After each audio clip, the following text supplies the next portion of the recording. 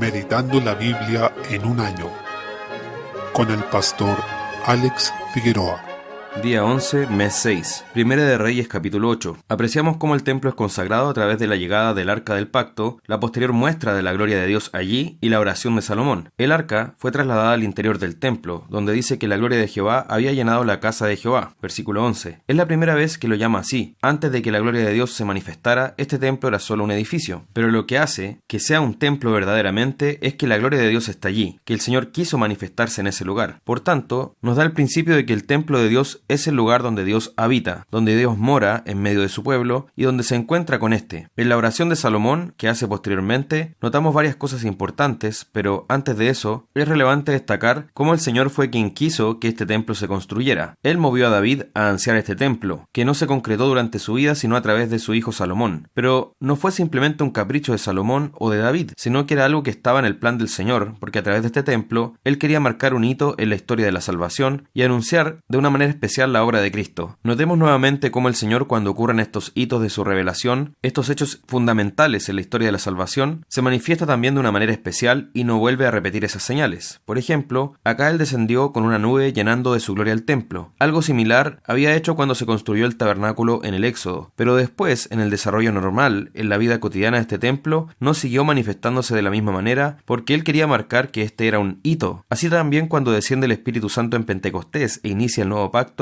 eso va acompañado de señales y milagros, pero no podemos esperar que estas manifestaciones se mantengan porque el Señor demuestra que obra de otra manera. Lo que hace mediante esas señales y milagros es acreditar que está ocurriendo un hecho fundamental para la historia de la redención, un hecho único, irrepetible y fundacional. Salomón identifica esta construcción del templo con el cumplimiento de las promesas dadas a David y también a Moisés, y reconoce que el templo no puede contener al Señor, como dice el versículo 27, pero sí que el Señor escoge morar en ese templo de manera especial. Observemos que este templo nos muestra el principio del antiguo pacto, que es terrenal y geográfico, en su énfasis. Este antiguo pacto está compuesto por una nación sanguínea, no espiritual, en cuanto descienden de Abraham, de Isaac y de Jacob según la sangre, y se da en la tierra de Canaán, una que anticipa la gloria celestial. El énfasis está puesto en esta tierra de Canaán y también en el templo físico de Jerusalén. Toda la vida espiritual del pueblo de Dios está centrada en ese templo. De hecho, menciona varias situaciones en las que el templo es el centro del pueblo. Por ejemplo, cuando alguno hubiere pecado, cuando el pueblo hubiera caído, cuando el pueblo está en batalla, todos tienen que mirar hacia el templo y orar en su dirección, como lo hizo Daniel desde Babilonia. Esto confirma que hay un principio geográfico donde se debe centrar la vida espiritual del pueblo. Esto comienza a cambiar cuando Jesús vino en su encarnación y dijo a la mujer samaritana en Juan capítulo 4 que viene el día y la hora donde los verdaderos adoradores no se dirigirían al templo de Jerusalén, sino que adorarían en espíritu y en verdad. En el nuevo pacto se revela que la verdadera adoración es en el espíritu. El templo es Cristo y quienes están en él son partícipes de ese templo y de las bendiciones de la comunión con Dios, en unión con Él. Al ser unidos a Él por medio del Espíritu, es Este quien habita en nosotros y hace de nosotros su templo. Y como Cristo ascendió al cielo, el templo de Dios aquí en la tierra es la iglesia, el cuerpo de Cristo donde mora el Espíritu. En el nuevo pacto, el templo de Dios pasa a ser aquellos que creen en Él, lo cual puede verse en 1 Corintios 3:16. Debemos entender también todas estas cosas que se cumplen de manera especial en la iglesia, y luego cuando el Señor Jesucristo venga a buscar a su pueblo, con su gloria, estableciendo una nueva tierra y un nuevo cielo, se dice que ya no va a haber más templo en Apocalipsis 21, sino que la presencia de Dios lo llenará todo. Al llenar todo, no es necesario que exista un lugar delimitado donde se manifieste su presencia especial, sino que todo va a estar lleno de su gloria. Por eso dice que no va a haber templo. Tanto Jesús hacia los fariseos como el mismo Esteban en su predicación de Hechos 7 dicen que Cristo es mayor que el templo y que éste le anuncia y prefigura. El templo es una sombra de Cristo y Cristo es quien hace realidad todo lo que el templo anuncia. Debemos evitar la lógica del antiguo pacto, pensando que la iglesia es un edificio físico ubicado en un lugar determinado. Es más, aquel edificio ni siquiera debería llamarse templo porque el templo es la iglesia. El edificio físico no tiene propiedades espirituales. El Espíritu Santo está en nosotros como pueblo, como iglesia, la asamblea de los redimidos. Algunos sugieren que el apartado del púlpito contiene una presencia especial de Dios, como si fuera el lugar santísimo. Todas aquellas cosas pertenecen a la lógica del antiguo pacto, no al nuevo. En el nuevo, el Espíritu de Dios es el que habita en su pueblo. Donde se reúne el pueblo de Dios, allí se constituye el templo. Aunque aquel pueblo se reúna en catacumbas, en bosques o en parques, será el templo de Dios. Salmo 129. Encontramos una súplica pidiendo la destrucción de los enemigos del pueblo de Dios. Nuevamente aquí se habla en el lenguaje del antiguo pacto. Se menciona a Sión, el monte donde estaba asentada Jerusalén. Pero ¿qué representa en realidad Sión? Es un lenguaje espiritual por el cual se significa al pueblo de Dios como expresión de su reino. El salmista destaca la persecución que ese pueblo de Dios ha sufrido por parte de sus enemigos. Esto a su vez refleja el conflicto anunciado en Génesis 3:15 entre los hijos de la mujer, que son el pueblo de Dios, y los hijos de la serpiente, que son los incrédulos y rebeldes a él. Una tensión que se extiende desde el momento en que el pecado entró al mundo hasta el fin de los tiempos. En contraste con esto, el versículo 4 afirma que Jehová es justo y serán avergonzados y vueltos atrás todos los que aborrecen a Sión, como señala también el versículo 5. Algunos interpretan esto de manera literal en nuestros días, pensando en el Israel físico, es decir, que todos los que odian al Israel como nación serán aborrecidos por Dios. Sin embargo, se refiere a los que aborrecen al pueblo de Dios, a la iglesia, a judíos y a gentiles que han creído en el Evangelio, todos los cuales son aborrecidos por los enemigos de Dios. Pero estos últimos serán destruidos por el Señor y pasarán mientras que la iglesia permanecerá para siempre por el poder del Señor, disfrutando de su bendición. De esta forma, en unión con Cristo somos aborrecidos por un mundo bajo el pecado. Dijo el Señor en Juan 15:19, si fuerais del mundo, el mundo amaría lo suyo, pero porque no sois del mundo, antes yo os elegí del mundo, por eso el mundo os aborrece. A su vez, en unión con Cristo es que también tendremos victoria. Dice Juan 16:33, estas cosas os he hablado para que en mí tengáis paz. En el mundo tendréis aflicción, pero confiad, yo he vencido al mundo. Proverbios capítulo 17, versículo 1. Podemos apreciar algo que se enfatiza bastante en el libro, esto es que la verdadera riqueza de una casa es la paz y la bendición que da el Señor. Es mejor incluso un bocado seco, ingerido en esa tranquilidad y paz, que una casa cargada de contiendas, aunque llena de provisiones materiales. Por tanto, nuestra prioridad absoluta debe ser procurar esa fe y comunión con Dios, que a su vez traen paz y bendición a nuestro hogar. Hechos capítulo 7. Desde el versículo 51, la conclusión del discurso de Esteban es la acusación al Israel nacional de su rebelión final, al rechazar a Jesús en su momento, y seguir resistiéndolo, habiendo resucitado y probado su ministerio con señales y prodigios del Espíritu. Aunque ha formado un pueblo en medio de ellos, es decir, ese remanente espiritual, en medio del Israel étnico, este último le sigue resistiendo. Su forma de resistencia es matar a los enviados de Dios, anteriormente a los profetas, luego a su Hijo y finalmente a la Iglesia del Nuevo Pacto. Esta nación de Israel físico está en tinieblas y a pesar de tener privilegios espirituales, permanecen rebeldes al Señor y a su palabra en su gran mayoría, aunque desde luego hay judíos salvos, entre los que estaba el mismo Esteban. Al escuchar esto, los judíos se enfurecieron contra Esteban en lugar de arrepentirse, y arremetieron contra él, pero Esteban, lleno del Espíritu Santo, puestos los ojos en el cielo, vio la gloria de Dios. Notemos que él comienza su discurso diciendo, el Dios de la gloria, y ahora ve la gloria de Dios en Cristo diciendo, he aquí, veo los cielos abiertos y el Hijo del Hombre que está a la diestra de Dios. Ello terminó sellando el furor de quienes lo escuchaban, con lo que determinaron matarlo mediante la lapidación. Sin embargo, Esteban murió rogando por sus perseguidores, reflejando así el carácter de Jesús y obedeciendo también a su palabra, cuando dijo que oráramos por nuestros enemigos. Él oró pidiendo que Jesús recibiera su espíritu y que no le tomara en cuenta este pecado a quienes estaban atentando en ese momento contra su vida. Esteban rogó por la salvación de aquellos hombres cuyo actuar homicida era presidido por el mismo Saulo, que se evidencia en la tradición de poner las ropas del culpable a los pies del dirigente. Este Saulo posteriormente sería salvado por Cristo, quien manifestaría su gracia y su gloria en la redención de uno que persiguió a su pueblo. Capítulo 8. En los versículos 1 al 3, Saulo consintió en la muerte de Esteban y asolaba a la iglesia. Era un fiero perseguidor del pueblo de Dios, pero el Señor se había dispuesto a salvar a este hombre, tornando todo este mal para bien. Desde el versículo 4, la extensión de la persecución tuvo beneficios para la iglesia. Este mal fue transformándose en bien, dado que la iglesia, al ser perseguida y esparcida por todo lugar, extendió su mensaje del Evangelio. Es así como la sangre de los mártires es la semilla de la iglesia, y cuando hay persecución, la fe resulta expandida. Por último, vemos cómo Felipe, que se trata del diácono y no del apóstol, fue a predicar a Samaria y allí hizo grandes señales y prodigios. Hubo un hombre llamado Simón el Mago, a quien le atrajo este poder, quien también creyó aparentemente en Jesús, pero en su corazón lo que él quería era poder. Así también algunos hoy en día, aparentemente, van a estar en la iglesia, pero lo que ellos en verdad van a desear es el reconocimiento o la satisfacción de algún aspecto terrenal, que pueden ser necesidades sociales o emocionales, pero no al Señor mismo, quien es el Dios de la iglesia. Por tanto, es posible observar cómo va avanzando la obra, pero por otra parte cómo van apareciendo falsos convertidos. Ello es algo con lo que tenemos que convivir mientras estemos en la tierra, pero el Señor va a identificar a los verdaderos discípulos de aquellos que solo siguen a Cristo en apariencia. Que no seamos de esos últimos, sino que nuestro corazón esté rendido a este Señor de la gloria, a quien es un privilegio servir y entregar nuestra vida.